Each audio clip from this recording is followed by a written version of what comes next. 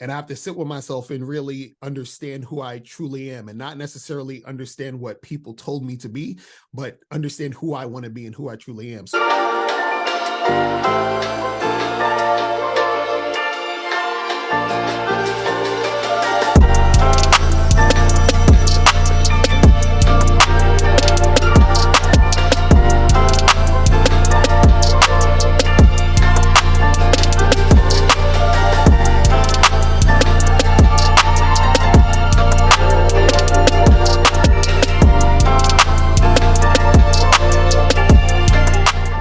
Yo, what's up, everybody? Welcome to the LetsRapPodcast. I am your host, Philasophikal. And I'm your co-host, Jay Ecko. What's good? How you feeling? What's up, everybody? We have a special guest on today, Mr. Locario, dating coach, author, speaker, and really appreciate him taking the time out. What's up, man? How you doing? Up, man. Yeah, definitely, man. Appreciate you guys having me. Shout out to y'all, man. And yeah, I'm happy to be here, man. Let's go. Let's do it. I really appreciate it, man. Yeah. Tell the people out there a little bit about yourself, how it all started, kind of where you came from. Yeah, so basically, I'm a dating coach for men and women, and I've been doing this for about 15 years now. And I basically coach men and women to find exactly what they want in their dating life. So I started out doing this because I wanted to help people, and I knew I had a certain amount of knowledge at the time that I could really help some people, navigate through dating because of the things that I went through, things that, some of my close friends went through, certain things that I've learned, and then I just sort of passed on what I knew. And at the time when I started, I think I was like maybe 26, 27 at the time, around that age. And there's certain things that I know now that I didn't even realize back then. So what I always tried to do is always tried to only, teach what I know. I never went to say, well, if I didn't know something, I'm like, I don't know that. This is what I know. So I've, held true to that to this day. So as I've gotten older, I've gotten more wiser. And then there's certain things that I, implement into my teachings that help people even more nowadays than it even did before. So yeah, it's just about really helping people out, getting people on the right path so that they get to their destinations faster, get to, get what they want in a more efficient way, and, do things that's going to benefit them overall in the dating game. Because I think a lot of times, because people don't know what to do, it's hard for them to get where they want to go. So I'm just like that guide to help them get there. You know what I mean? Okay. Big ups to that. I saw your website. I don't want to say this wrong, but go ahead and say what the website is for everybody if they want to join. Okay, so I got a few websites. So one is site, MrLocario.com. That's the main site with all my books, programs, and everything. And then I have another website called badboymembership.com, which is a website that it's a step-by-step dating advice tutorial website where you join it. And each month I drop a new program that teaches you something different about the dating game and stuff like that, and how to navigate it. And then also my business partner, Miles Cunningham, he has a website called masculineidentitymembership.com. So, on there, he talks about the masculine mindset, having a particular outlook on life based off of you understanding who you are. You know what I mean? One of the first questions we had for you was, how would you define masculine identity? Right. So basically, a masculine identity is just you understanding who you are as a man. So, for example, like there's certain things that I might do or won't do, certain things I like and certain things that I don't like. And I have to sit with myself and really understand who I truly am, and not necessarily understand what people told me to be, but understand who I want to be and who I truly am. So a lot of times we're living lives based off of thinking about things based off of what our mom told us, what our dad told us, what our teacher told us. And it's like at a certain point, you have to say, well, who am I really? Identity is just you understanding who you are as a man, because a lot of my thoughts and a lot of things that I believe are based off of what other people taught me to believe and what other people said I'm supposed to do. So the thing is that when you talk about masculine identity, it's saying, okay, who are you really? And what do you really desire? And so when you take a step back and you look at yourself and you say, okay, there are things that I know I want, but I might have not gone after it because of fear, or I might not have done these things because I'm scared of what people are going to think about me if I do this. I might not express myself this way because I, want to impress these other people. So when we talk about masculine identity, it's really, tapping into who you really are and breaking away those layers that have been conditioned and indoctrinated inside you. So it's like breaking away all of the societal programming and then figuring out who are you really, and then that's your masculine identity. So each person is going to have, a different thing. So some things that I, gravitate to may be different than what you guys do, and vice versa. So it's like you have to figure out what it is for you, and then you go down that path. You know what I mean? I definitely agree. A lot of masculine energy, we seem to, and I've done this through experience, because that's why I can kind of relate when you said, man, through seeing through other people, going through experiences myself, kind of learning and understanding what is it that I need, want, and desire, right? And I equated that to like career advancement, right? Right. You've got to, I think every point of life, you got to show some type of masculine energy, right? And let's and through career advancement, right? You know where you're going, you know how you're getting there, you know who you got to talk to, you know what you got to do. As far as being a risk taker, as far as being afraid, you know what I mean? As far as like open up a business, you know who you talk to. Do you believe in the product? Investments, you know what I mean? Like, and now you even kind of elaborating on that. I feel like now a lot of men are looking, and I wish they would kind of look toward platforms like this, platforms like you have, as far as getting the real perception and expectation of masculine energy, to the fact of saying to you, it's like, I've been where you've been, right? But the route you're going right now, you're trying to find the identity through a woman. Right. You're trying to find an identity through TV shows, through movies, through social media, to figure out what you may have, what I may have, to try to figure out what is he presenting to the world, because it's always an outward perspective of what I have is always an outward appearance, right? But they don't understand what I had to do or who I am as a man to get to that point. Exactly. Right. You know what I mean? Like, for example, creating a podcast, that's a risk. You know what I mean? Having a 9 to 5, that shows masculine energy. And I even spoke from a dating perspective, right? As a man, it takes masculine energy to pursue a woman. Right. It takes masculine energy to know where you want to take that woman, how you want to impress that woman. Right. And I even chuckle on your video where even as a man, you want to know how she sounds. How she sounds, you know what I mean? The way she talks to you, because you got to interact with her, right? But I think the issue is that, and I'm sorry to say this, is that men are looking at the wrong avenues to identify masculinity. You know what I mean? They're not looking at themselves. Right. Do you feel like that's because we're not, like, mentorship is only now becoming something that we're looking towards for young men?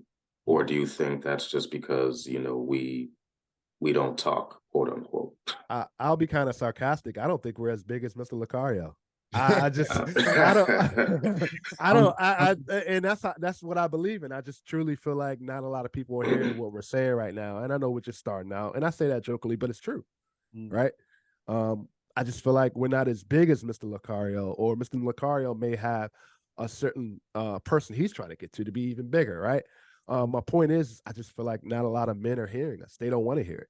But also, you have to understand that certain men don't want to do anything to advance or to get better in their situation. So a lot of times what happens is that in order to like succeed or to improve or to grow, right, you actually need to put in work. And so a lot of people don't necessarily want to put in work.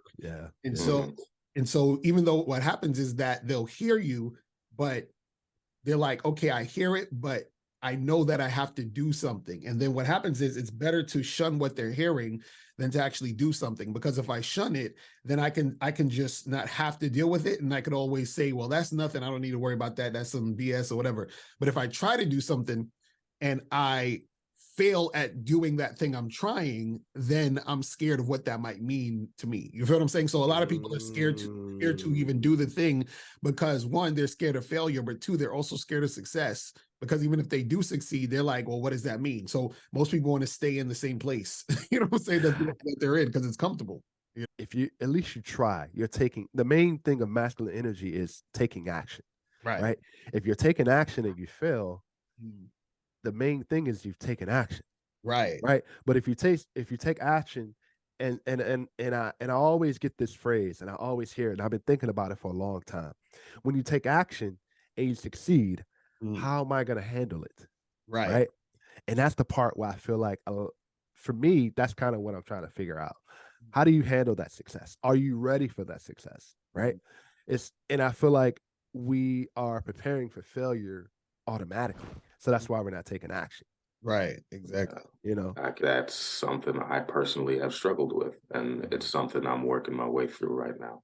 And there was actually a phrase, "Time nothing beats a fail but a trap," right? And it's like you can, even if you try and it doesn't work, cool. You at least made an attempt. And if you make an attempt and it works, then hey, you did the thing, cool. But if you just straight up don't make an attempt, then you're always going to fail.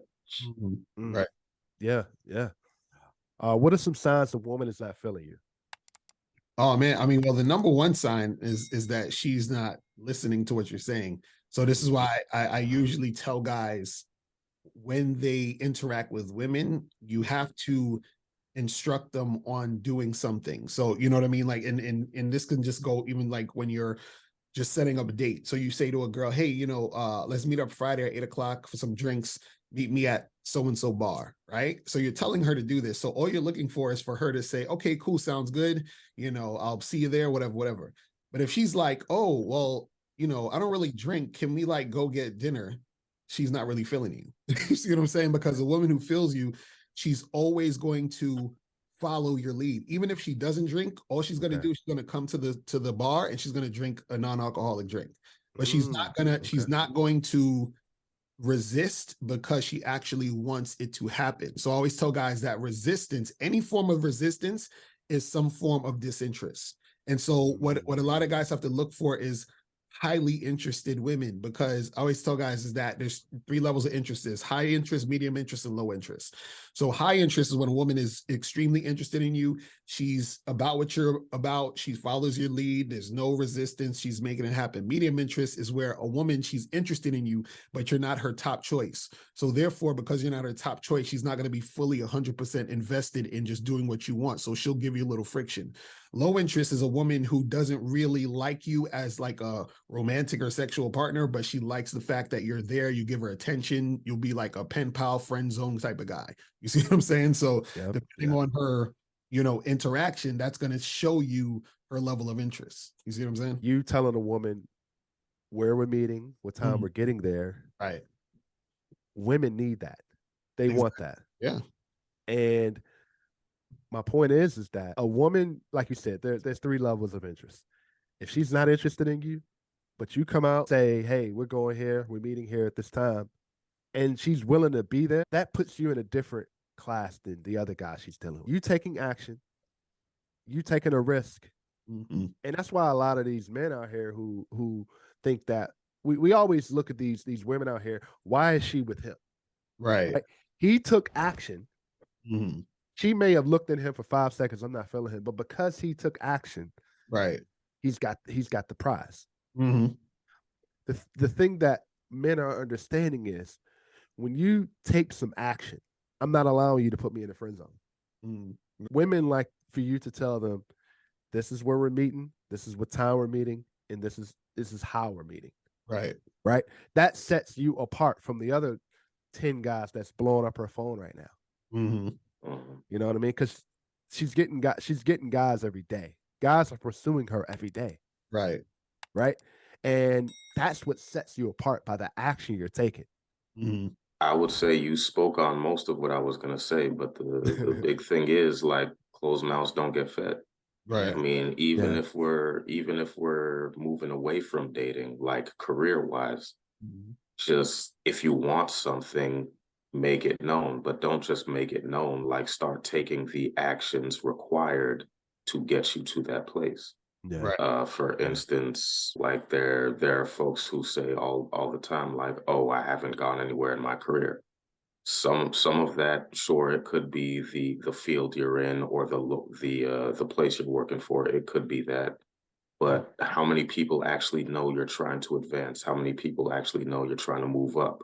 How many people actually know you're trying to make changes? It's speaking something into existence, right? You can't, if you can't say it out loud, then nobody's going to believe it. Mm-hmm. Mm-hmm. And it's the same thing in dating. No, I was gonna say I'll equate this to the job thing, right? If a job knows that you're trying to advance, and they're like, we don't have any positions open for you right now, we can't pay you like we want to pay you, or we can get you here, but we can't put you where you want to be. As a man, what are you gonna do? You got options. You're gonna be like, I ain't taking this. I'm gonna go look for a new job. Right. That'll pay me what I want. That'll put me in the position that I want to do. So why don't we equate that to dating? Right? If she's not going to put you in the position that you want to be in, if she's not going to accept you for the masculinity that you need to be in, why not look for a new woman? What do you tell those men that are dealing with women that clearly in the low interest zone? How do you mentor those type of men? Yeah, I think, well, one of the things is that some of those guys just don't know that the woman has low interest. So a lot of times guys see the mistake guys make is they think a woman giving them any sort of attention equals interest. So they'll be at, a bar, club, wherever, party, and a girl's talking to them. They're talking to a girl, the girl's talking. So they think that because the girl's smiling in his face or, gives them the number, that means she's actually interested in him the way he's interested in her. And so what happens is that, and this is, so those guys just don't know. So once I get them to understand that, hey, there are signs that a girl's going to show you that she's actually interested in, signs that she's just playing games. Once you understand that, then you can see what is really going on. So it's almost like a lot of guys, because they don't understand how women respond to them, and they just think any response from a woman is what it is the same thing, then they get confused. So I always try to tell them, look, you got to be able to decipher what it is, because then you could essentially waste a lot of time with a woman who has absolutely no interest in you sexually. She sees you as a guy that she's going to use for a few dinners, you know what I'm saying, to talk to her. You'll never see her again. And that's just how it's going to go. So you mentioned signs. Can you give some of those signs for like our audience who's interested? Kind of give a couple examples of those signs. Right. So what I tell guys is that one of the things that, and this is the thing, the signs you need to look out for are things that you need to put in motion. So what I mean is that a guy has to create a situation for a woman to respond to him.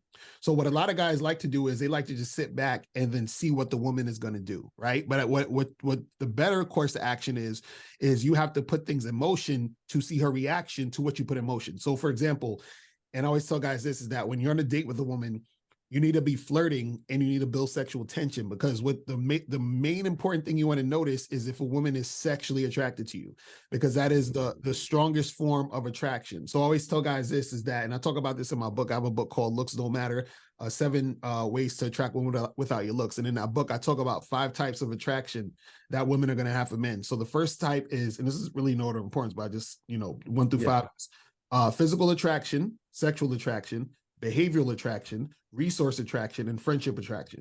So I'll break them down real quick. Physical attraction is when a woman is attracted to you, how you look physically. So your face, your body, and all that other stuff. So she may think you look good, but that doesn't necessarily mean she's sexually attracted to you. Now, she can be sexually attracted to you if she's physically attracted to you, but physical attraction doesn't always equate to sexual attraction. So this is why a woman will think a guy's cute, and then he approaches her, and then they start talking and she's not feeling him. And some girls will say, oh, he was cute till he opened his mouth. You see what I'm saying? That's when a woman just has physical attraction for a guy. And a lot of guys get that confused. They think if a woman thinks you look good, that means she's sexually attracted to you, which is not the case in all times. So that's physical attraction. Sexual attraction is a mixture of your looks, appearance, and behavior. So if a woman likes the way you look, she likes the way you dress, your appearance, and then you have a behavior that exudes confidence, masculinity, dominance, being assertive, stuff like that, that's going to make you sexually attractive to that woman, right? Now, behavioral attraction, which is the third one, is when a woman is attracted to your behavior, but she may not necessarily be sexually or romantically into you. So what that means is you could be a guy, for example, who's funny, right? You crack a lot of jokes, you're entertaining, you're charismatic. So she's entertained by being around you, but it doesn't necessarily mean she's sexually attracted to you. So a lot of guys get confused. They're like, oh, I had her laughing. Yeah, you had her laughing, but she's not sexually attracted to you. Resource attraction is when a woman is attracted to you strictly for the resources, the money, finances, stuff like that, right?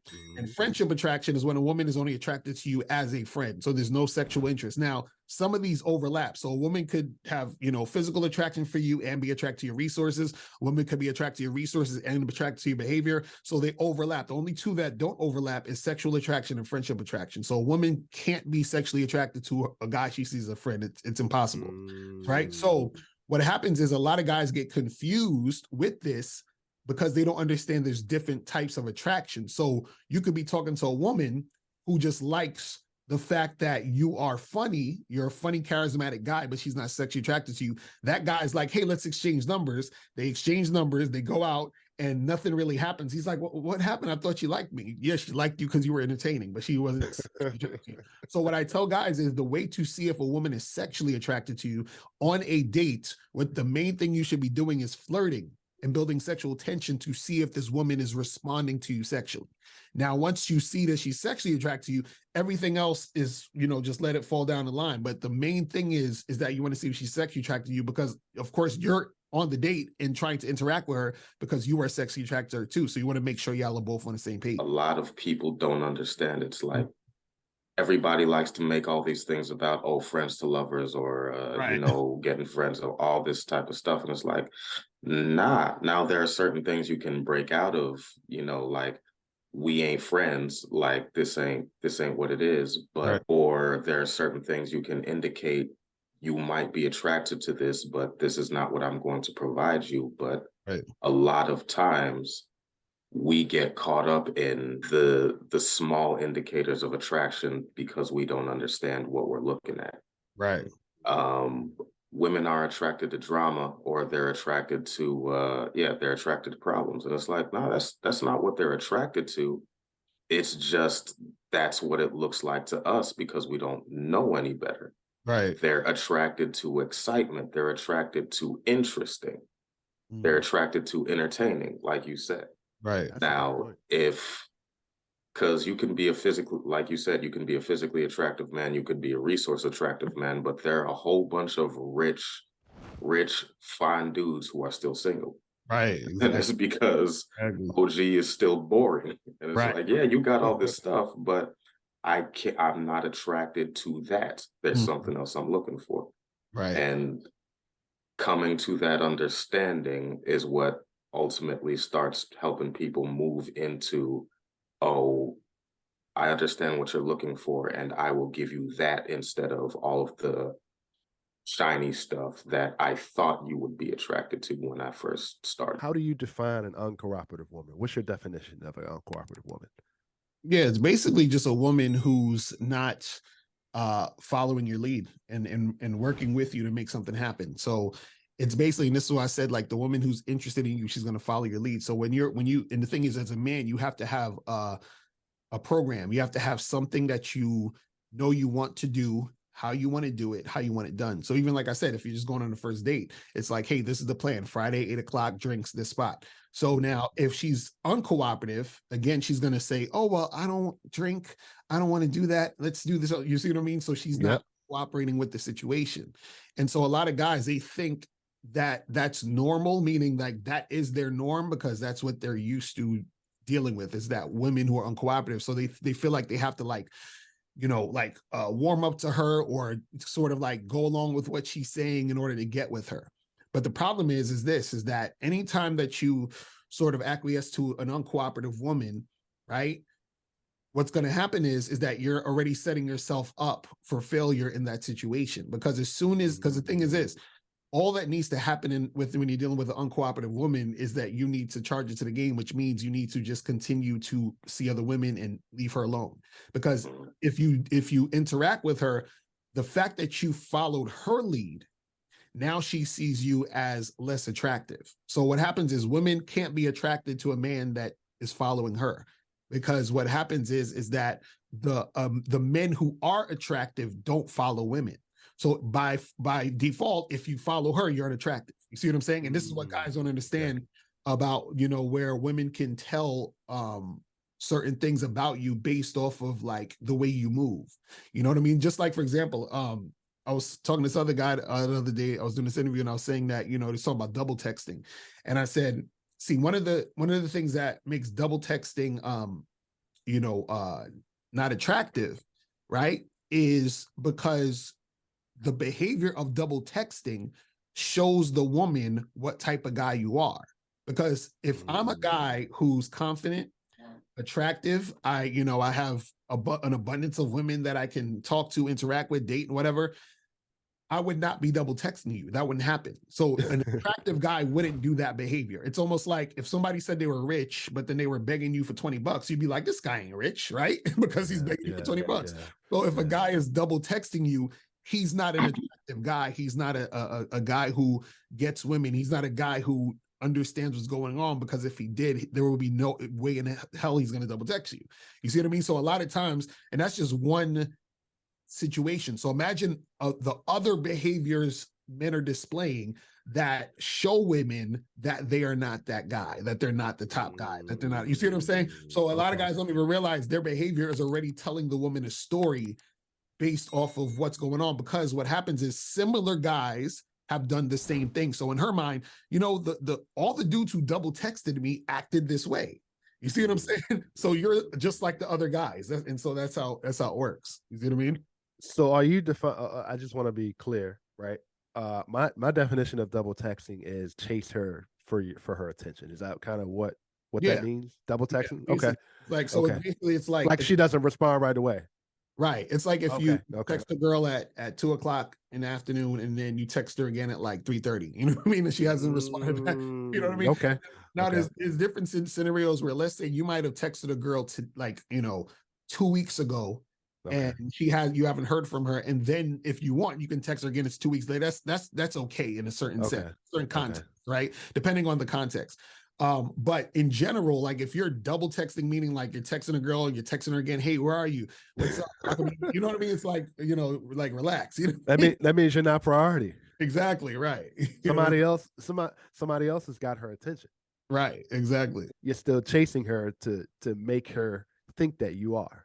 You know what I mean? To make her think that, hey, I'm good enough to be on your priority list. And that's not the way it should be. Right.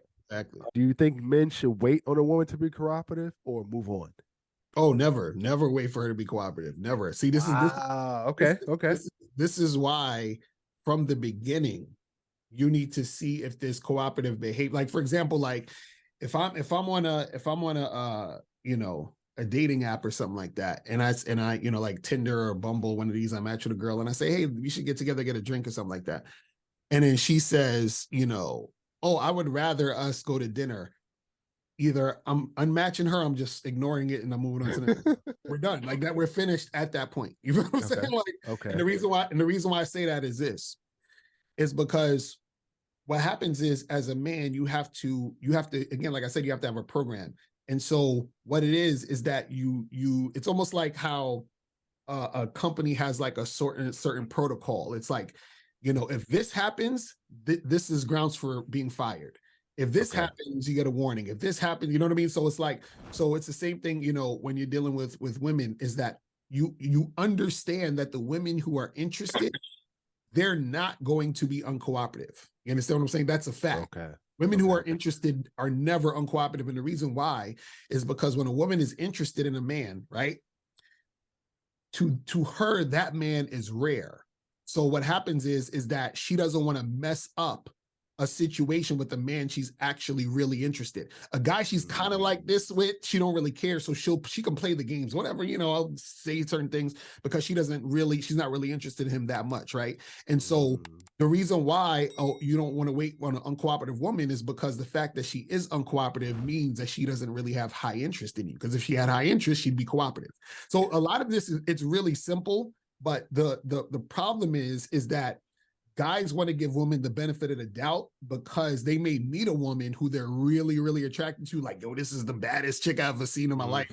And so now he wants to give her grace. Like, oh, well, maybe she's busy. Maybe, you see, and then that messes up the situation. And so the thing is this, a man has to stay grounded in who he is at all times and never switch up for a woman. So a lot of times guys switch up for a woman. So a guy, usually he'll be like, oh, I'll take a girl to this bar that I like, you know, for dates or whatever. And then he meets a really, really hot girl, the hottest girl he ever seen, the girl who's his type physically. And then he'll take her to dinner because he thinks that he needs to treat her differently.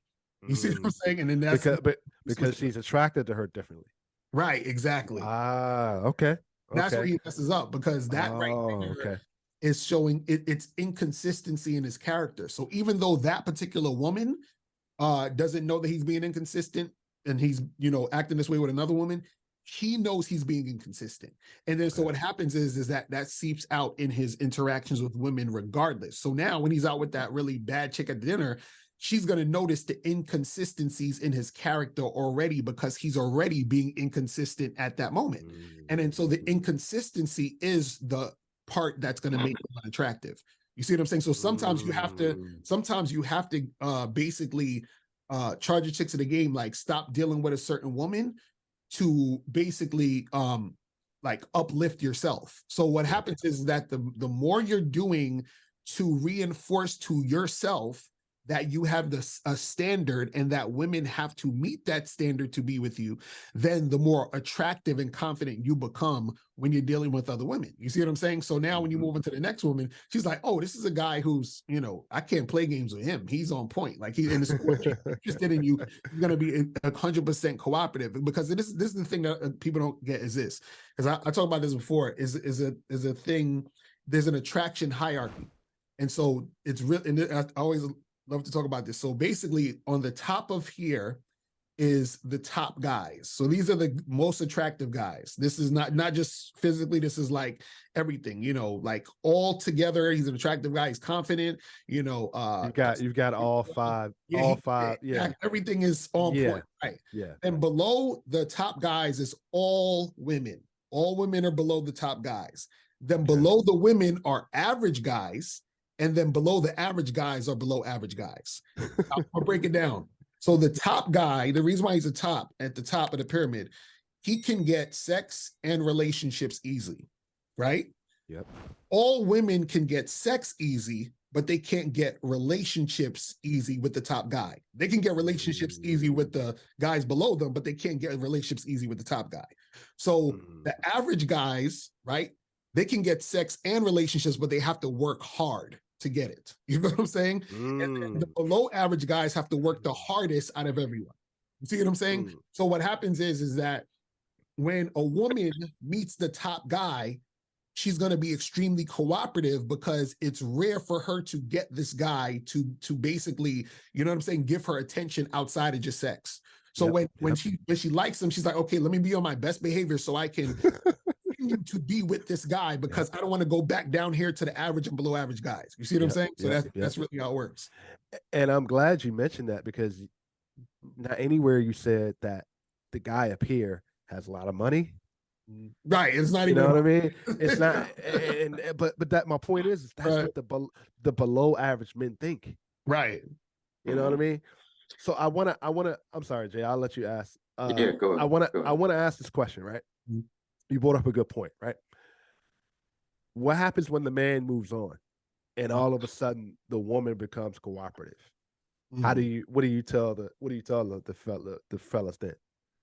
Yeah, it just all depends, because like, even like, for example, like sometimes what I tell guys is that, okay, like for example, like, you know, I had some guys that'll ask me, they'll say, hey, you know, I was interested in hooking up with this girl, you know, but she was like, she didn't really want to do that, you know, and then, so he was like, what should I do? And I said, okay, well, listen, just tell her, hey, that's fine. We don't have to hook up, but I'm going to go over here, and then you have my number. Call me when you're ready to hook up.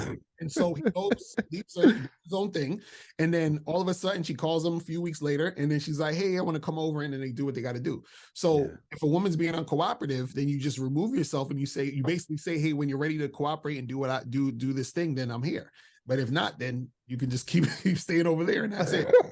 So, and then you can choose whether or not if you want to take her back in. But either way, you have to make sure, and this is what I'm saying, like she has to she has to understand that you're not going to move. You understand? For her, meaning like, so the thing is look at yourself as like a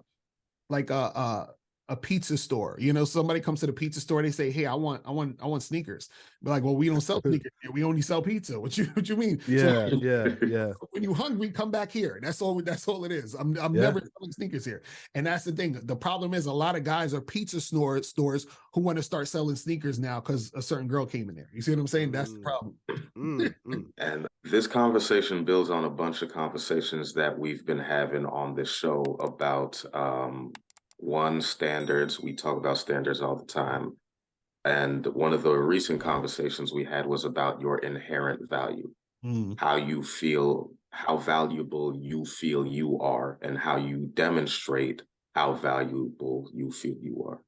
So the things you're talking about, things like, oh, you're not going to, well, let me bend over backwards to get, because I think that will convince you somehow to give me what I'm looking for. Right. When most people, after a little bit, you figure out like, oh, you're me bending over backwards. Yeah, I might eventually get the thing, but I've lowered myself in your eyes.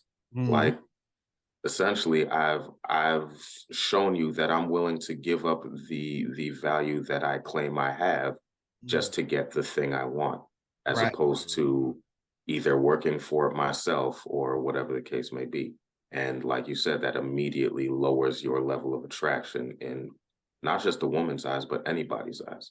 Right. Like when people are going to the bank to get a loan, for instance, or negotiating for a job, or negotiating their salary, or whatever the case may be, most people say, yeah, go in with what you want. Yes, there's wiggle room in there, but if you know you're not going to get what you want or something comparable, then just move on. Right. And again, going back to the job example, people will negotiate salaries all the time, and it's like, oh, can I get this? Place will be like, no, you can't. Right. Be like, oh, okay, well, can I get vacation time? No, you can't. Right. They'll be like, well, I need a job, so okay, I guess that's fine. And it's like, you can either accept that or you can keep looking. Right. That's the problem. They don't want to look. They don't want to look for multiple offers. Because looking takes work. Right. It not only does it take work, but you were speaking earlier about fear. It's like, well, will somebody else ever give me what I am looking for? Right. And I think that answer is yes. Yes. Yes, Most of the time it is. There is a job that will give you the time off you want. There is a job that will give you the salary you want. There is a job that will give you the position you want. What I don't understand, and I'm glad you said that, Jay, is that why don't men think women can give them what they want by finding a woman who is cooperative? I think, and this is this leads into another question that I had, but we'll get to it later. But I think it's mostly because we don't understand what we're asking for most of the time. We think what we're asking for is a lot, because most men don't ask for anything. We ask for what we think we need, but most of the time we don't understand what we need or what we actually want. And so it's there's a disconnect between, is this something I need, or is this something I want, or is this something I desire? So we'll ask for what we want, thinking it's what we need. For instance, we'll say, oh, I just want 3 squares and a place to lay my head. It's like, nah, that's not what you want. That's what you need. What you want is a place where you can be comfortable, a place where you can be peaceful, a place of safety, essentially. And that's also kind of what we're asking for in women we date. It's like, look, you can be beautiful as all get out, but what I'm looking for is like what Mr. Locario saying, someone who is cooperative, somebody who I can be comfortable with, somebody who I ain't got to fight all the time, somebody who's not going to give me a bunch of resistance when I set down a plan. Now you have to have a plan, but you know, if if that's what you're looking for, you have to go out and get it. It's not going to fall into your lap. And I think most people have been led to believe it's just going to fall into their lap because that's how it's supposed to work, quote unquote. I have a question. You know, the whole cooperative word, I feel like it's such a. I spoke about this. I was actually looking at our page, and I spoke about submitting versus committing, right? And thinking about that word, submitting and cooperating. Do you feel like there are certain things that cooperative women do a little bit better than uncooperative women that are good for men? Yeah, I mean basically everything, because everything not everything falls under the cooperation, because cooperation really is just the meaning is working with to get to a certain end, to get to a certain end. So I think a lot of times when women hear cooperation or submission and all that other stuff, and even submission, when you break down the word sub meaning under and the mission, so you're under a mission. So just like if you work for a company, that company has a mission and you're under their mission, which is why you're working with them to create a certain situation for them to have a certain goal. So there can't be any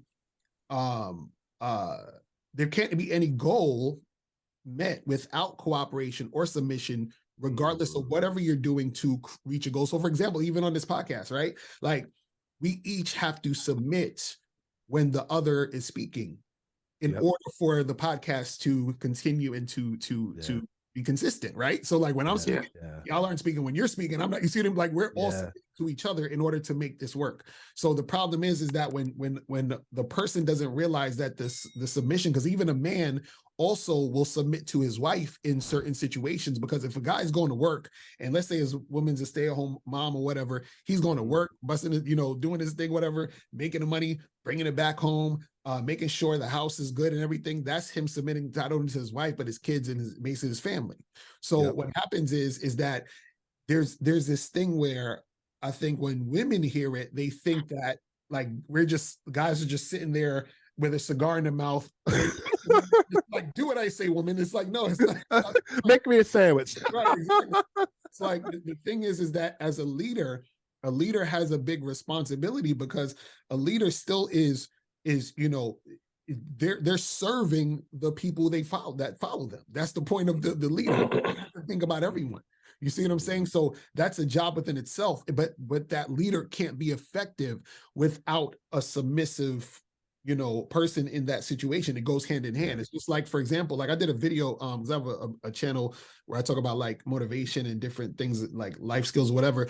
And I was saying that, people, I think, like I was saying, people glorify entrepreneurs a lot, like, like, oh, you're an entrepreneur, you're so cool or whatever. But I always say, listen, an entrepreneur or a boss, right, is no better than his employee, because they need each other. And then I also said that the company is no better than the customer, because they both need each other. Like there's going to be no money made and there's going to be no service provided if both situations aren't there. So I think the problem is that people look at things like, oh, well, I'm better and you're lower. It's none of that. You see what I'm saying? Everything is still needed and still working together, even if it doesn't seem that way. You see what I'm saying? And you're helping each other elevate to that point. Right. You know what I mean? A little bit ago, I was on this thing and I stopped saying it because I kept getting a whole bunch of resistance to it because of my wording, I guess. But I used to say, like, we are all kings, we are all gods.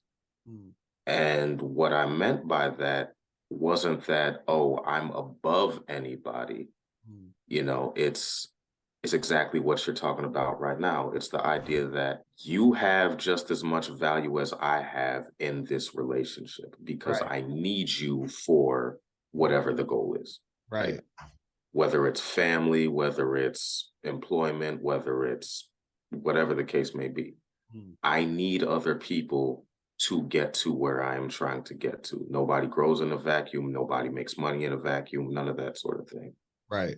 Yeah. But we might chalk this up to the fact we grew up in the US, that's a capitalistic society or whatever the case, however you want to, but we've come to a place now where it's like, oh, I need to make sure I have more value than another person, even if that value is just perceived. Oh, I'm upper class, you're lower class, or oh, I'm I'm smart, you're stupid, Right. or whatever the case may be. Mm, Meanwhile, okay, if you okay. flip the relationship, somebody may say, oh, if the guy working at the grocery store, oh, he's not smart enough to do my job, and I work in IT, so Right. he's dumb. Mm. Meanwhile, that person is the reason you can go to the store and get food, because if Right. he didn't set up that grocery store, Exactly. you'd be starving. Exactly. Yeah. And, so it's like everybody has a value, and Mhm. we get so used to, in order to lift ourselves up, we get so used to, let me put this person down or Exactly. look at them as below me to lift myself up. Exactly. Mm. But when you have, like you said, the top guys, the guys who know their value and believe in their value, it's not about putting down somebody else. It's just about knowing, no, I am who I am and I am worth something.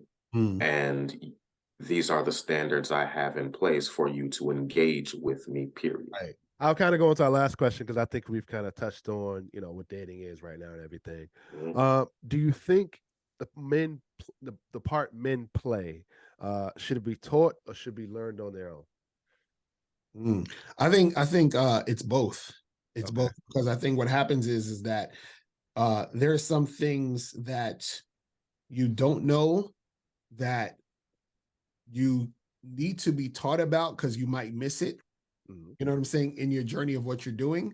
But also there is a part of your journey that can only be taught by yourself. And so what I mean is there's a certain level of experience that you need to have on your own, being like interacting in certain situations so that you can learn about yourself through those situations, because no one can teach you that. Like I always tell people this, because I've said this many times. As a coach, there's only so much I can teach you. There's a part of your learning that has to be taught on your own. Meaning that, for example, let's say, for example, if I'm teaching a guy, how to, talk to women, approach women, at parties and have conversations and, interact with them and set up dates, whatever it is like that, right? I can teach him certain things, ways to approach certain topics you can talk about, certain ways to direct the conversation. I can teach you all that stuff. The part that I cannot teach him is how to feel comfortable doing it. So he has to learn how to feel comfortable doing it on his own while he's doing what I'm teaching him. You see what I'm saying? There's a Okay. certain feeling that he can address within himself that no one else can know because it's him. You see what I mean? And so Okay. he might say, you know what, I notice every time I go out, like I get nervous when I'm talking to a woman that I think is really attractive. So then he has to acknowledge that within himself and say, okay, then I can teach him what are some things that you can do to get over that nervousness or to, make that subside, right? But the fact that he understood he was nervous was something that he understood on his own through the experience of being in front of that girl. So that's something that he understood about himself that he can take back to me that I can help him with, but then he has to go back out to learn more about himself. You see what I mean? So there's always part of it that is personal, that a person needs to go on their own journey to make it happen. You see what I'm saying? So that's really what it's about. I'll add to that. I feel like, and it made me understand and realize that if he can learn on his own, that means he can go out and execute, Right. and go out, take action. Right. So he can kind of navigate if he is sitting across to a very attractive woman. He've learned from that experience to know, like, all right, this is how I need to approach this. Right. I mean, Yeah. Go ahead, to Jay. add to that, I think you have to, like, that execution is the biggest piece of it. So Mhm. like the example you gave earlier, like nervous in front of a group of people. Mhm. Like I'm an introvert, so I don't like being in front of people. I don't like being the Right. center of attention. Like that's not my thing. Mhm. But I also work in customer service. Right. So like when I started, I was super uncomfortable because it was just like all your attention is focused on me right now, and it's focused on me because I'm the one who's supposedly solving your problem or getting you to an answer, Right. which is the position I hate the most. I hate being the guy, Mhm. right? It's like it has to be me. Or I thought I did anyways. But the more I did it, the more comfortable I got in that position because I just had to be there in my job. Now it's something I naturally fall into, where it's like, oh, you got a problem? All right, let's figure out how I can help you out. And as opposed to before, it's like, all right, tell me what the problem is, and I will go find somebody else to give you, as opposed to I may have the solution to your problem. Mm. I'm the escalation point. I'm the person who's going to help you, which was the position I tried to avoid for like the younger I was. When I was younger, I tried to avoid that position. I never wanted to be the guy at the top who was like, it falls to you to fix this issue. Mm. It's the same thing with execution in general. It's like, hey, you can get all the training, you can get all the tools, but at some point you have to go out and use those tools yourself. Because you've learned that and you've executed some type of steps, you're more familiar with the tools and can use that in real life situations. And if that equates to dating, I mean, like, you're learning the tools every day. You're taking that time, not having to learn those tools through the women you're dating, but learning those tools through knowing yourself, right? And we've spoken on like knowing yourself, knowing what you're gonna say when you're across that table with somebody, knowing how you're gonna say it, Right. laying your boundaries down. This is like Mr. Locario said, hey, we're gonna meet at this tie spot at 8 o'clock. You either be there or you choose not to, or moving on. Right. It's interesting. I was reading somewhere. I forgot, it was a spiritual teacher. He said the job of the master is to teach the student that he doesn't need a master. You see what I'm saying? So that always stuck with me. I like that. I like that. You know what I'm saying? So it's like, I'm gonna steal that quote. That's basically how I look at myself, is that, I tell people, look, I'm just here to guide you, to help you to understand what you need to know so that you can know that you can do this on your own. Like, I have a slogan where I say the truth is inside you. So it's like a lot of things that we know that we want to do, we already know. We just have to take off the layers of nonsense that we've been conditioned to believe as to why we can't do it. You see what I'm saying? So I'm just here to I'm here to wipe your eye so you can see. You know what I'm saying? Yeah. That's really what it is. Wow. So we have a section of the video at the end of that video called the Wrap It Up series, where we let our guests have 3 to 5 minutes. This is where you can hear gems, facts, and also get to know them personally, how to follow them. So, Mr. Locario, you have the floor. All right. Well, man, I just wanted to thank y'all for having me. Appreciate y'all having me on here, man. Definitely. And just, if anybody wants to hit me up, my Instagram is @realMrLocario. And also my main site, MrLocario.com. That's where you have, I have my books, my programs that you can check out. Also, I have the Bad Boy membership program for you guys out there. That's a program that teaches you, step-by-step dating advice tutorials that'll help you in your dating life. And also check out the Masculine Identity Membership, which is my business partner's site, where he talks about understanding your masculine identity. And I think the last thing I'll say really quick is that, when it comes to having a really great, beneficial dating life, is you have to be honest with yourself and you have to be honest with other people. And then that's going to actually be the thing that's going to attract the right people to you at the end of the day. So a lot of times we come into situations with the representative. We come to the situations trying to impress people. We come to the situations trying to be who we think people want us to be, so that we can have somebody, because we might feel lonely, or we might feel like we're not loved, or whatever it is like that. So I tell people, it's best to figure out who you really are, be that person, and then you're going to attract the people who are into that person you actually are. And so the thing is that, there's an abundance of people out here. A lot of times we get so caught up and attached to one particular person or one particular situation, and that causes us to sort of be blind to what can really be beneficial to us. You know what I'm saying? So I always tell people, look, you want to be able to enjoy the moments you have with people, but also be detached in the sense where you're not letting your attachment take over your situation. Because a lot of times you cannot love with attachments. And what I mean by that is this, is that if you're attached to, and usually it's the idea of the person, then what you're going to do is you're going to hold on and grasp onto the idea of what that person is. And you're not really seeing the person for who they are. You're just seeing the person for what you think they mean to you. So for example, perfect example is like a politician. They're attached to people because they see people as votes. And so when you see the people as votes, you no longer see the person.